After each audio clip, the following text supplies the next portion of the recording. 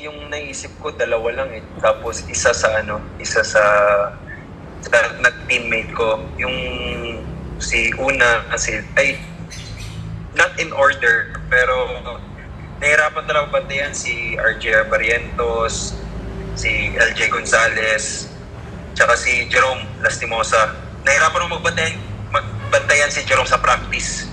Kasi alam mo yun, yung parang gusto ko siyang pahirapan. Kaso ako yung nahirapang bantayan siya.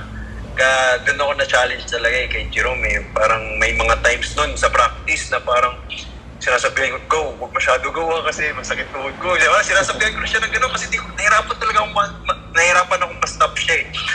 Kaya yun yung mga alibay ko dati. Kaya yun. Pero doon din mas lalo nag-improve yung defense ko. Kaya nung guarding LJ and RJ sa FEU, medyo naka-adjust na rin ako kasi sa practice pa lang kinakain ako ni Lastimosa eh. Kaya ayun, di na ako